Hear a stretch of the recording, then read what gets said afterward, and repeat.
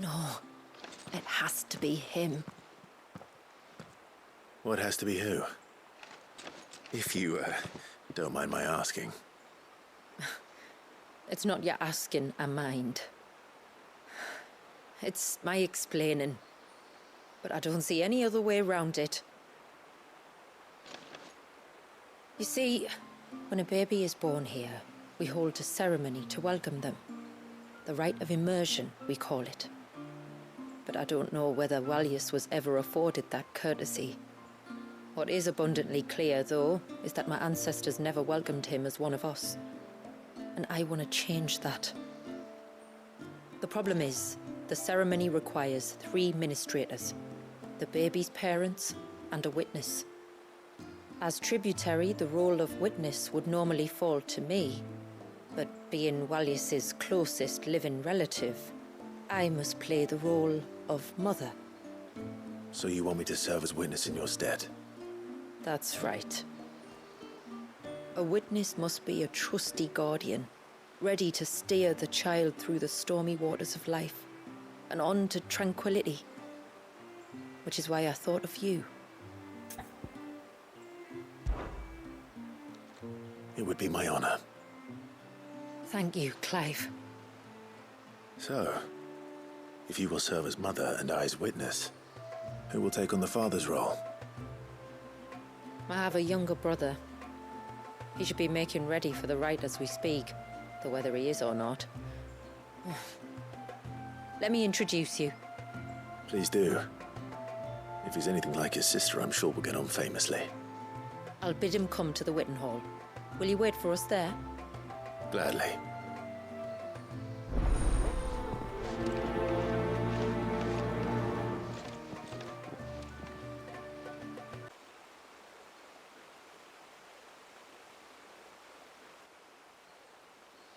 Clive, my brother. If it isn't my old mate Sid! You? So you do remember me, even stripped of my cunning disguise? I'm touched. You two know each other. My friends and I crossed paths with your brother on our hunt for the dusk crystals, during which we saved his life. 3 times, was it? 3, 4, who's counting? All I know is when Shula mentioned she'd called in Sid the Outlaw to help young Wallace, I could be sure that the little rascal was in safe hands. I mean, having seen you in action back at the tower, I know exactly what you're capable of. So the mercenary you met in the Sage Spire, that was Clive. And he saved your life? That's a rather different story from the one you told me. And a far likelier one at that. It would appear my family owe you twice over. Whether they admit it or not. Honestly, Fammy, would it kill you to tell the truth once in a while? What? I said sorry, didn't I? How about we save the, recriminations until after the ceremony, eh? Speaking of which, what does this ceremony involve exactly? It's simple, really. We each say a short prayer and anoint the child's head with holy water. Nothing too onerous, then? Not about the rite itself, no. But it does call for some preparation. One of the witness's responsibilities is to collect the holy water, you see. 3 phials for the 3 ministrators, each taken from a particular place. Don't worry, though. It's not as if you have to go alone. I can show you the way. I'd appreciate that. Famiel, you stay here and ready the Witten Hall. Leave it to me. If there's anything Jill and I can do to assist you. We'd be glad to help. Thank you both.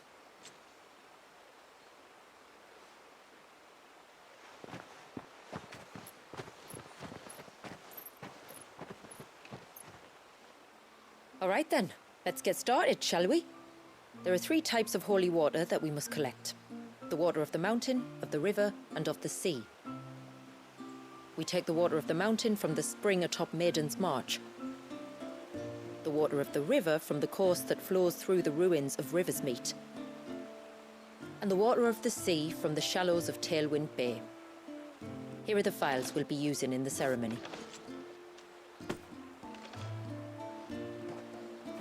I'm ready to leave whenever you are.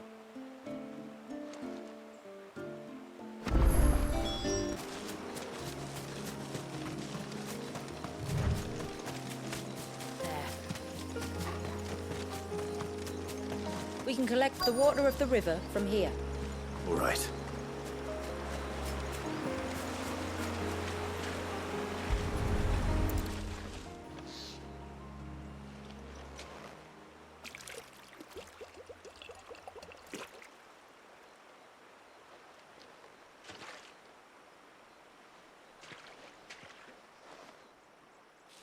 The water of the river represents life. It is constantly moving, constantly changing.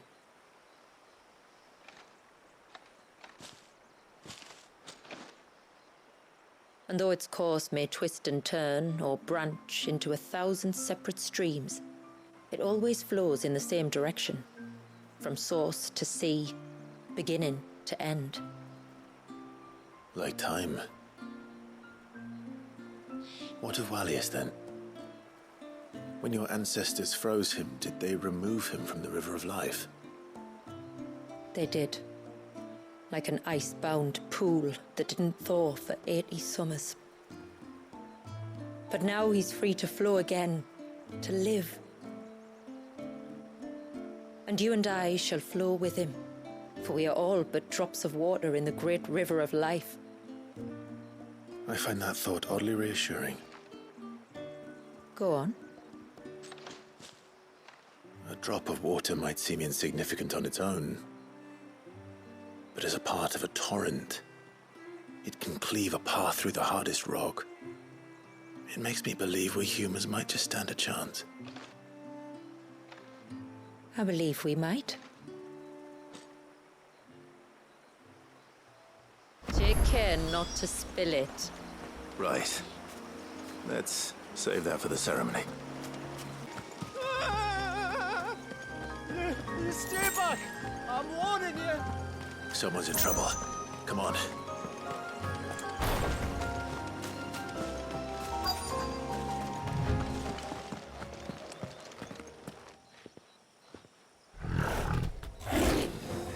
Help! Help? What help? Nobody's coming to... Help? We're here to help. Keep its attention on us. More than that.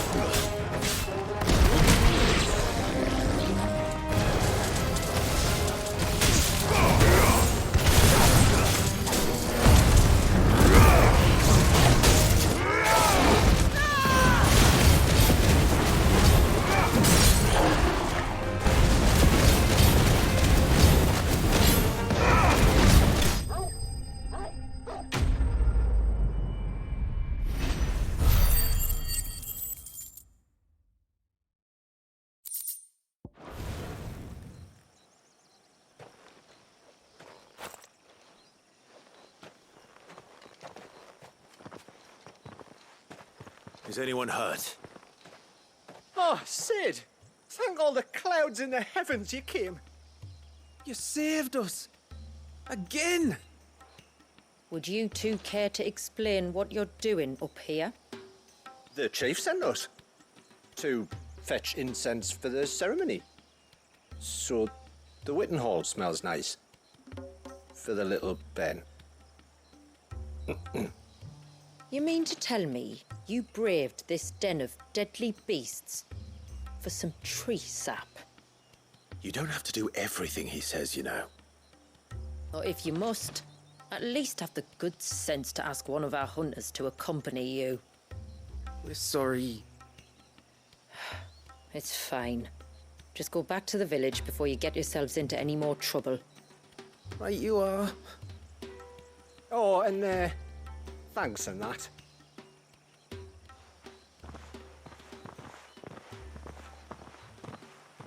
Remind me to give my brother a cuff round the ear when we get back.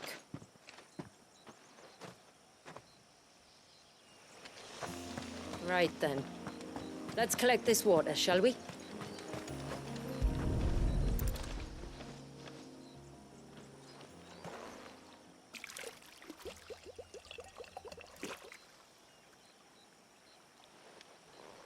The rain that falls on the mountain emerges here, in these springs. The source of the river. The source of life. Precisely. Just one more file to go then. Nearly done. This path leads down to the coast. Usually we keep this gate shut tight.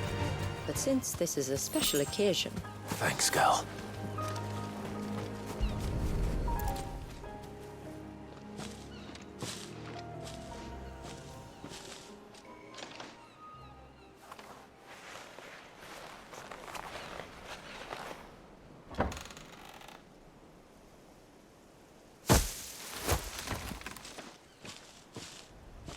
Thank the tides the weather held.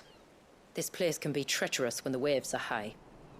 If it weren't for the holy water, no one would ever come down here. I'll be sure to watch my step.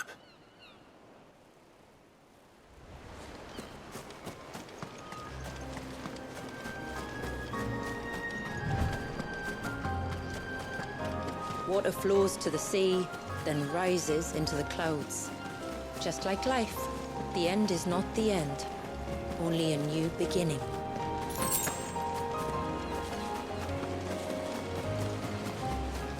My ancestors chose this place because it was where the first boat landed. And it's a good thing they didn't land closer to the surge. Quite.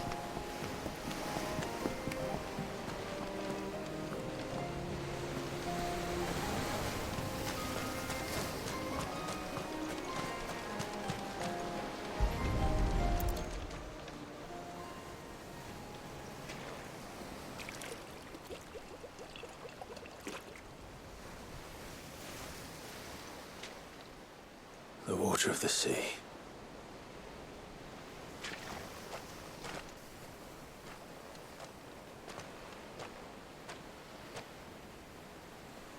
I still can't help but be awed by it.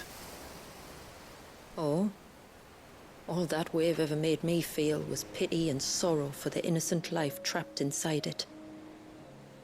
The child my great-grandfather sacrificed to try to change his people's fate. It was wrong, an unforgivable sin. But I often wonder, will my descendants ever forgive me for what I have done? As tributary, I've faced many difficult choices.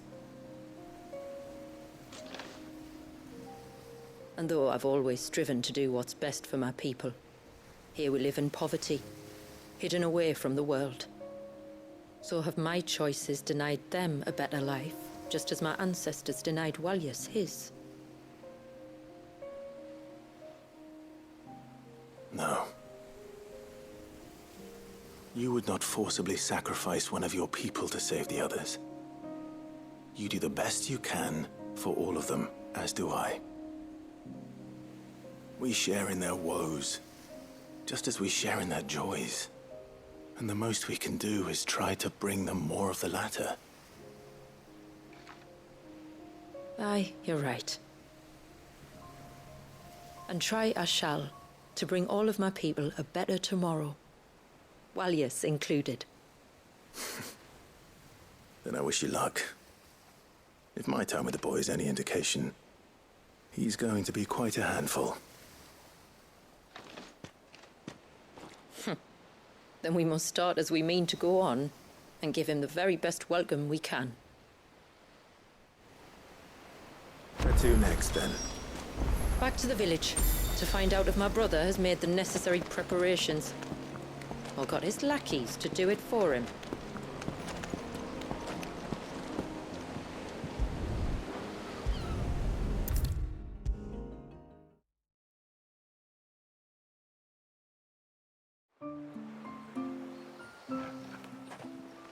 We have the holy water. Is everything else in place? All ready to go. Told you could count on me. Then let us begin. Famiel, have your men summon everyone to the Witten Hall. Right you are. Shula, wait. I don't know the words. Don't worry, there aren't many of them. We'll have time enough to practice before people arrive.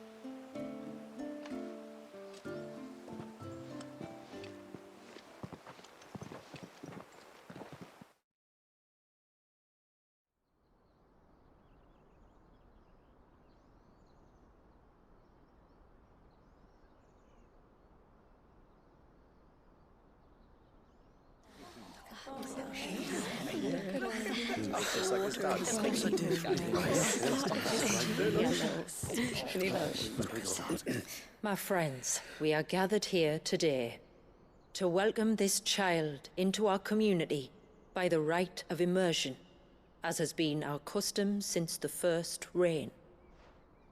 As tributary, I would normally perform the rite with the child's parents, but Walyas's mother and father returned to the sea long ago. So I and my brother Famiel shall serve as his family, while the one who returned him to us shall bear witness in my stead. Clive, if you would step forward.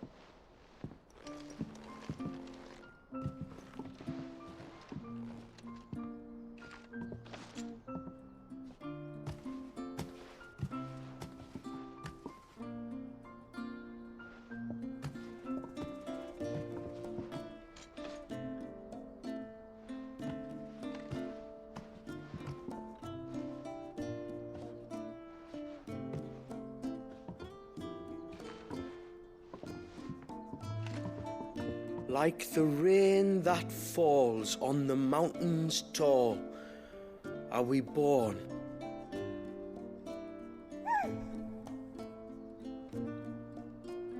Like the river that flows through the valleys below, do we live.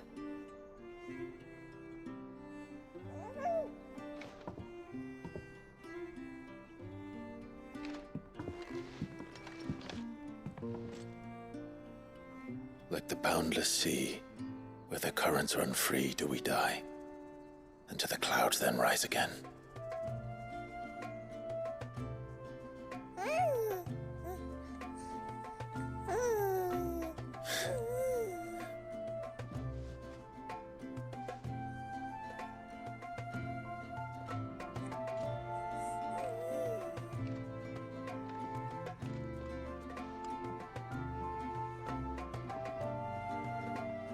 The circle of water is the circle of life.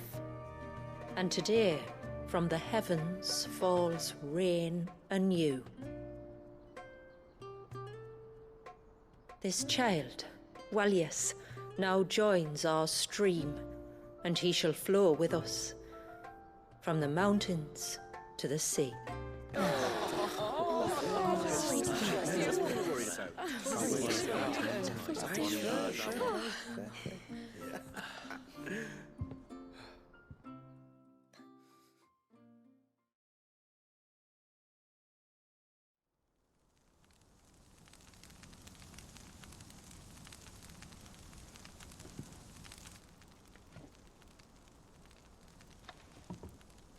You played your part to a T, Clive. Thank you. It means a lot to us. I was honored to be asked. And terrified I'd miss. Now that you're part of the family, young Walyas, my lad. Uncle Samuel can teach you the ways of the world. Oh no, he can't. Eh? Don't be so hasty. Your brother's knack for self-preservation might serve him well. Ha! You are never going to let me live that down, are you?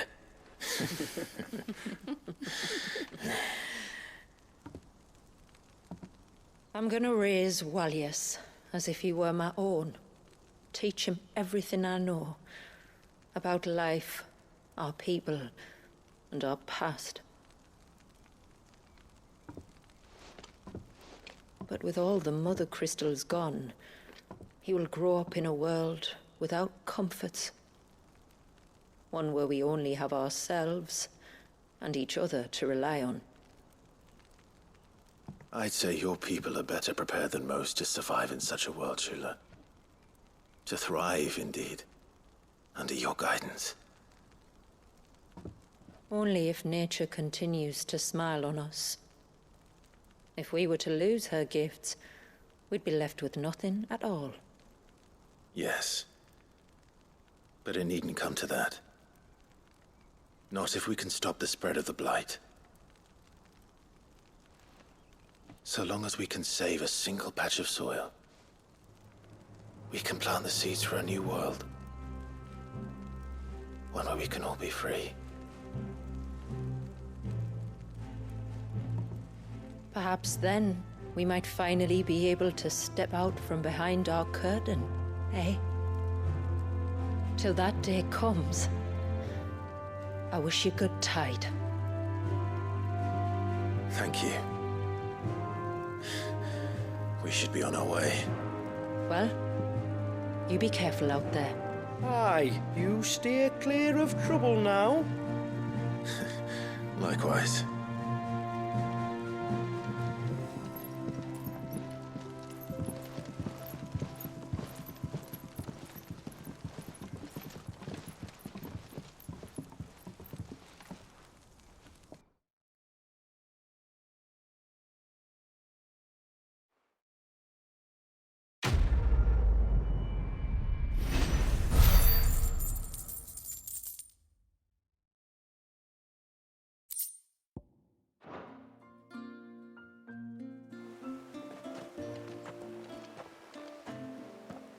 To think, we must be the first outsiders to have witnessed that rite in over a century. Walyas has been waiting for it for nearly as long. He seemed pleased to be finally rejoining the family. Now all we have to do is save that family. To change our river's course. I'm so sorry for all the trouble I put you to. Hey, mister! Over here! Please, mister, you've got to help us. The village is in danger, and if someone doesn't do something... you should have seen it. Stop. Take a deep breath and tell me everything. Starting with your name. Sorry, my name's Eirik. When you went up to the Ereval was with Miss Shula, I followed you. You could have been killed. Lady Shula told us you lot were great warriors, so I thought I'd be alright if I stayed close like. But then I lost track of you in the woods, and that's when I saw it. Saw what? A great, big, dripping, drooling monster. Spitting out great spouts of water it was, that were tearing up the ground and cutting down trees. Spouts of water? I don't recall seeing anything like that in the forest. Well, I did, and I don't ever want to see it again. You'll get rid of it, won't you? All right. If this creature is as terrible as you claim, it could well pose a threat to the village. I'll see what I can do. Thanks, mister. It was over by the Swift one that I saw it. Maybe it's still there. Then that's where I'll start my search. But this time, you're going to stay here. Understood? I wouldn't go through those gates for 1000 gil. Not with that thing out there. Good luck, though.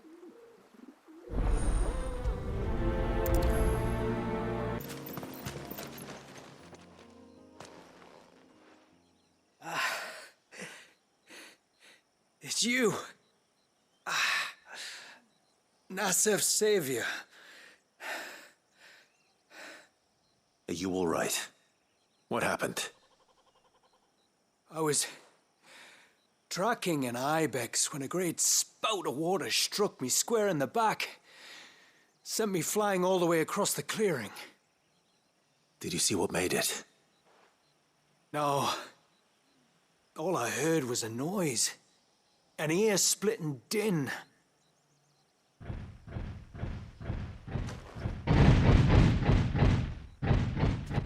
Might this be the culprit? Leave him to us.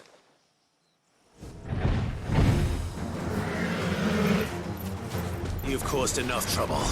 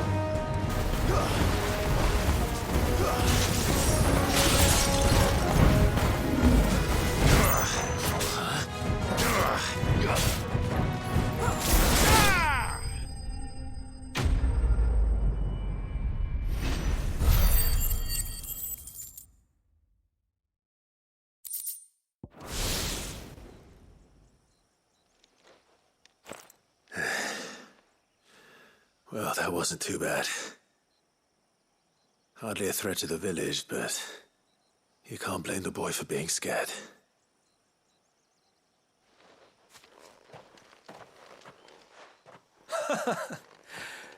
You made that look a lot easier than it was. Do you think that was the beast which attacked you? That thing? Not a chance. Would have heard it coming a league away. And the blast of water that hit me was beyond anything an Archelon can manage. Oh. A boy from the village sent me in search of a beast that could conjure such things, but...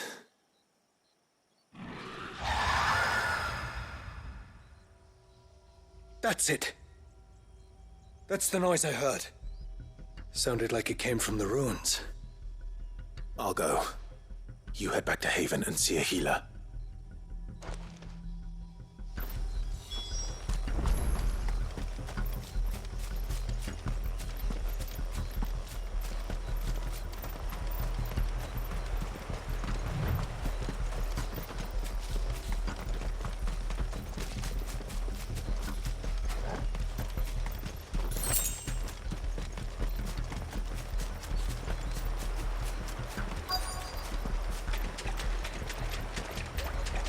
What do we have here?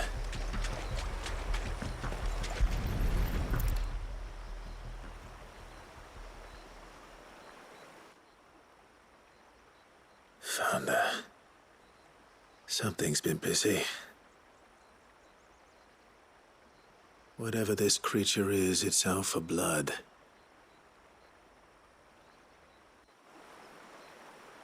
But it's not having ours. Stay close, Torgal. Where are you?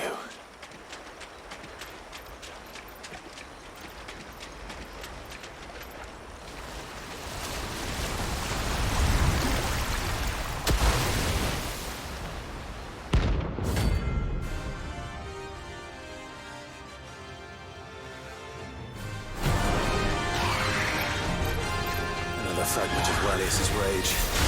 I should have known. Time to put you to bed too. Let's try.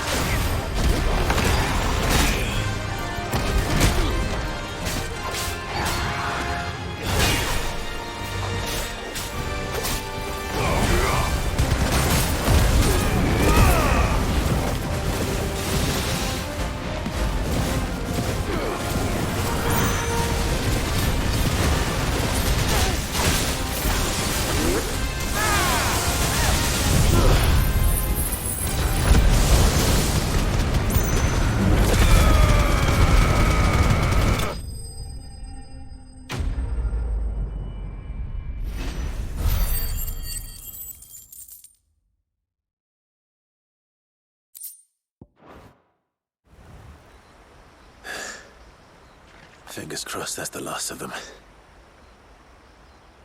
Either way, I should let Eirik know the danger is past.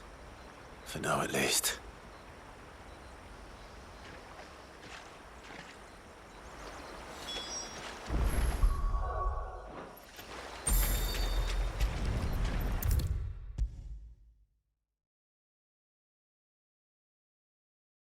How many times do we have to tell you?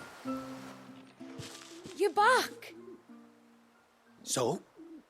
Did you find the fiend that attacked me and young Eirik here? I did. It won't be troubling you anymore. Yes. I knew you'd get it. Only because you warned me of its existence. Not that you should ever have learned of its existence, but all's well that ends well, I suppose. What was it, anyway? A manifestation of Leviathan's power. When we visited Wallius in the Surge, he was angry and afraid. The Icon summoned these creatures for his protection. Though why one would be wandering the ruins of Riversmeet, I don't know. Maybe it was looking for his mum. That's where she died, isn't it? The Falls. The Falls? Aye. When they took her baby, she threw herself off the top. We go there once a year to pay our respects. The whole village. An Eggy is a part of its master's spirit, but Wallius wouldn't have been aware of what had happened to his mother, would he? Well, either way, you did us a favor putting that thing to rest. Us and Wallius. Thank you. Aye. Thanks, mister.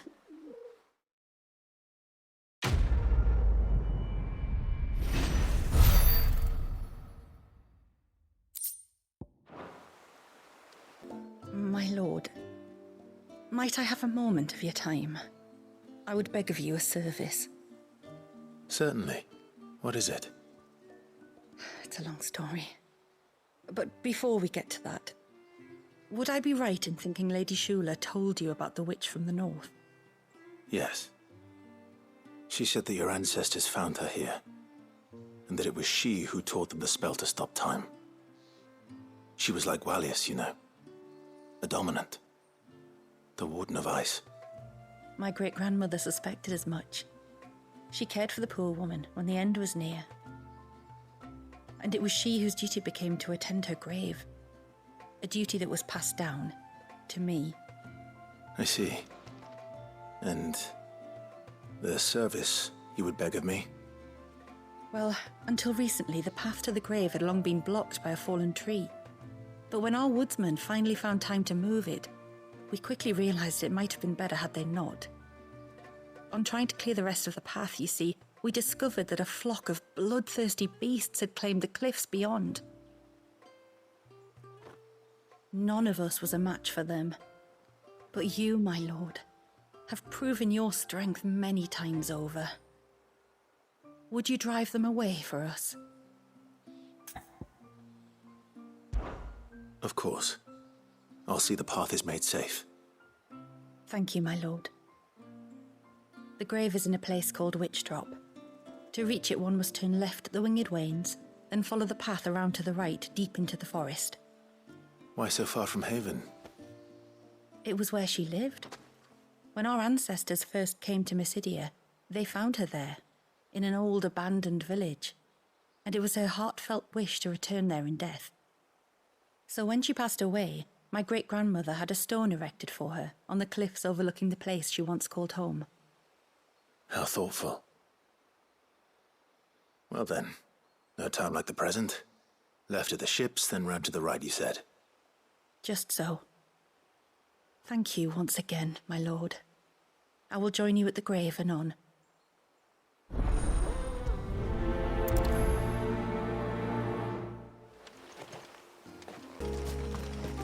This should be the path to Witch Drop. Hungry, Toggle.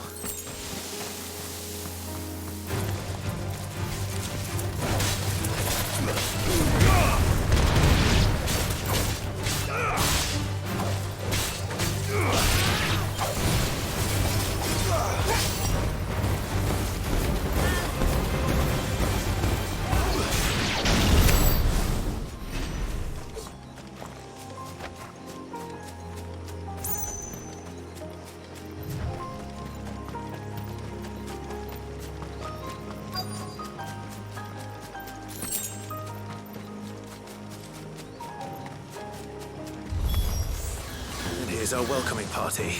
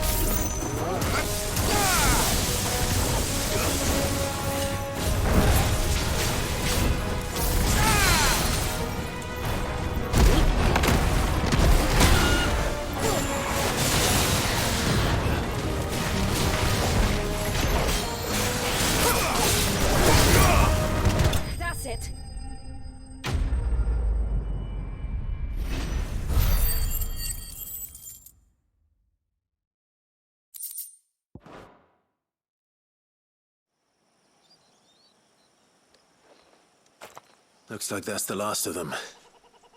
Now, where's the grave?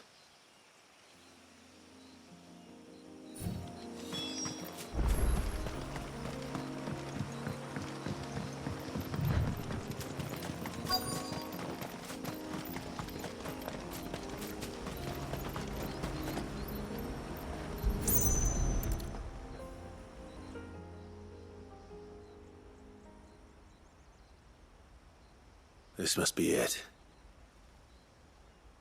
My lord, thank you for making the path safe again. XVI. Was that her name? Yes. Hardly the most fitting tribute for a dominant, is it? A rough-hewn stone with naught but a given name engraved on it. But my ancestors had only been here a matter of weeks when she passed. Every day was a struggle to survive. They had neither the time nor the energy to devote to a more elaborate memorial. Yet they spared what they could to grant her wish, that even in death she might continue to watch over her home. She lived down there then? In the ruins? That's right. They were once the living quarters for those who served up in the temple. When the Northern Thanes sent her here to weave her spell, this was where she and her retinue stayed. There were priests, handmaidens, and a knight sworn to shield her from harm. Of course, they were all gone by the time my ancestors arrived, fled or dead in the Western Wars. All except XVI, who remained till the end. Alone. Indeed. At least, that is the story as it's been handed down in Haven. But there is an epilogue to the tale. One known only to Lady Shula and myself. Some years after XVI's passing, you see, my grandmother came here to tend the grave, and found a stranger kneeling before it. A knight, dressed head to toe in plate. She asked of him who he was and whence he had come, but received no answer. The only words he spoke were, "Tell me true, whose grave is this?" So she told him of how her people had met and cared for XVII, and how she had died. His only reaction was to stare up at the air of hours in silence. Then he left, never to be seen again. You said he was wearing plate. Was it black and gold? Do you know something of him? When we went up to the Air of Hours to unravel the spell, we were set upon by a shade in the shape of a knight in full plate. It manifested in front of the Vare, and in its ether, I felt Shiva, the witch. You think this may have been the same man my great-grandmother met? XVI's knight? I don't know. Maybe. All I can say for sure is it was intent on protecting her creation. Or perhaps her spirit? What remained of her ether, preserved in the Vare? Perhaps his spirit too became enraveled in her spell, frozen in an eternal vigil. Till we ended it. If the shade you fought was XVI's knight, then ending it was the greatest gift you could have given him. Now he can return to the sea, to be with his lady once more. And if his spirit should ever return here to visit her grave, I shall ask his name, that I might carve it in the stone next to hers. That they might be together. Once and for all.